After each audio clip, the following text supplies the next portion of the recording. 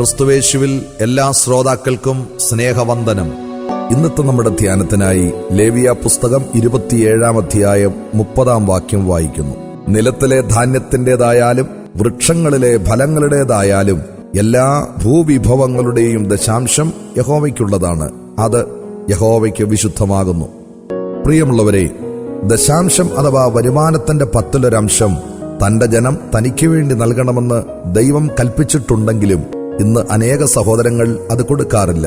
മനുഷ്യന്റെ ഉപജീവനം മുഖ്യമായി കാർഷിക വിളകളിൽ നിന്ന് ലഭ്യമായിരുന്ന കാലയളവിൽ നിലത്തിലെ വിത്തിലും വൃക്ഷത്തിന്റെ ഫലത്തിലും ദശാംശം യഹോവയ്ക്ക് കൊടുക്കണമെന്ന് ഇസ്രായേൽ മക്കൾക്കു വേണ്ടി യഹോവ സീനായി പർവ്വതത്തിൽ വെച്ച് മോശയോട് കൽപ്പിച്ച കൽപ്പനകൾ ഈ ഇലക്ട്രോണിക് യുഗത്തിലും ദൈവജനത്തിന് ബാധകമാണ്. ലേവ്യ 27:34. ദൈവം മോശയോട് കൽപ്പിക്കുന്നതിന് നൂറ്റാണ്ടുകൾക്ക് മുമ്പ് അബ്രാം അത്യുന്നതനായ ദൈവത്തിന്റെ പുരോഹിതനും ശാലേം രാജാവുമായ മൽക്കീസേദക്കിന് സകലത്തിലും ദശാംശം കൊടുത്തു എന്ന് തിരുവചനം ഉദ്ഘോഷിക്കുന്നു. ഉൽപ്പത്തി 14:20.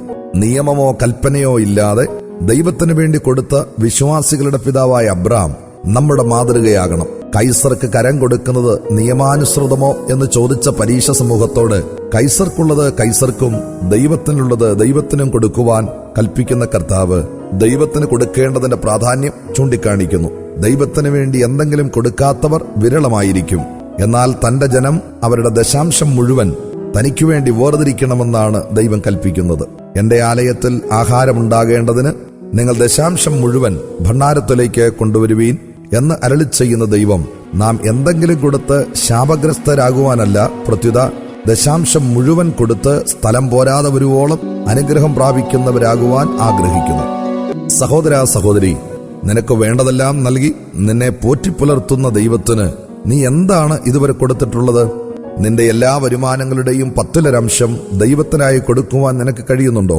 അങ്ങനെ നീ ദൈവത്തിന് വേണ്ടി കൊടുക്കുമ്പോൾ അവൻ നിന്നെ ആകാശത്തിന്റെ കിളിവാതിലുകൾ തുറന്ന് സ്ഥലം പോരാതെ വരുവോളം സമൃദ്ധിയായി അനുഗ്രഹിക്കുമെന്ന് നീ ഓർക്കുമോ?